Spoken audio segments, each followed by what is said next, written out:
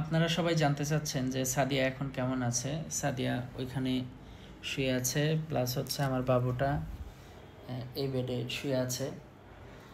কালকে সারা রাত অনেক কান্না করছে, কারণ হচ্ছে ওরা আম্মুর কাছে ঘুমাবে। এখন সাদিয়ার হাতে স্যালাইন করা, নাকে ব্যান্ডেজ করা, প্লাস হচ্ছে আপনার পালস রেট, হার্টবিট এগুলা চেক করার জন্য মেশিন লাগাই রাখছে। ওই টাইমে কেমনে ওর আম্মুর কাছে যাবে? মানে একদম ছোট বাচ্চা তো, আমাদের ও তো বুঝে না। মানে বাচ্চাটাকে যে একজন রাখবে সাইডে, সেই মানুষটাও আমাদের নেই। যাই হোক, আলহামদুলিল্লাহ এখন ভালো। তবে সাদিয়ার নিঃশ্বাস নিতে প্রচুর পরিমাণ কষ্ট হচ্ছে, কারণ নাকে এভাবে ব্যান্ডেজ করা, একদম পুরা নাক বন্ধ, মুখ দিয়ে নিঃশ্বাস নিচ্ছে। তো আমি আসলে ওর কষ্টটা ফিল করার জন্য আমি নাকটা এভাবে বন্ধ করে 20 সেকেন্ডও আমি নিঃশ্বাস নিতে পারি নাই। আমার গলা শুকায় গেছে।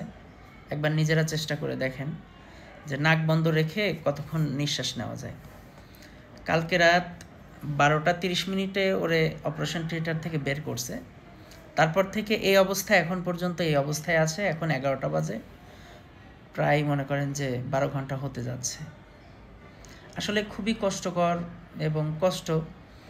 যদি আমি পারতাম তাহলে ওর কষ্টর ভাগ নিতাম, কিন্তু আসলে দেখেন যে ওর একমাত্র কাছের বা প্রিয় মানুষ বলতে আমি একাই আছি, কেউ নাই।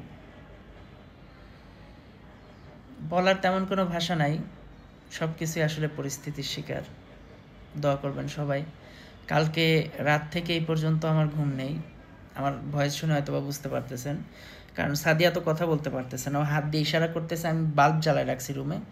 আমি দেখতেছি যে ও আমাকে ডাকতেছে কিনা, হয়তো বা একটু উঠে বসতেছে। আমি আবার আমার পিঠে, আমি ওর পিঠের সাথে দিয়ে বসে আছি, ও আমার পিঠে হেলান দিয়ে বসে আছে।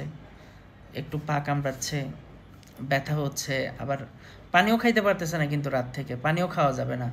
পানি খাইলে ওই যে অবসর ইঞ্জেকশন দিছে ঘুমের, তারপরে ওষুধ খাওয়াইছে, ওইটার কারণে পানি খাইলে বমি হয়ে যাবে। এই জন্য কালকে রাতে কিন্তু পানিও খাইতে পারে নাই, মাত্র একটু খাইছে, মনে হয় 20 গ্রাম পানি খাইছে।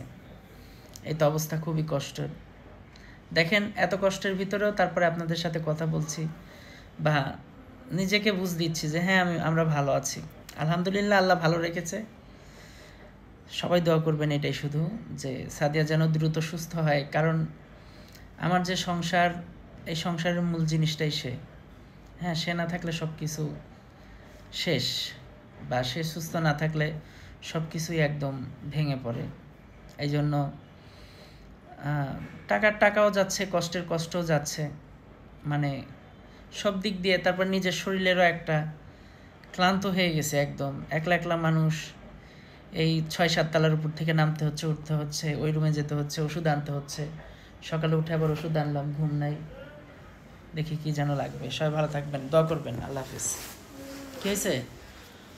হ্যাঁ, আচ্ছা আচ্ছা, একটু সহ্য করো। সবাই দোয়া করবেন সাদিয়ার জন্য।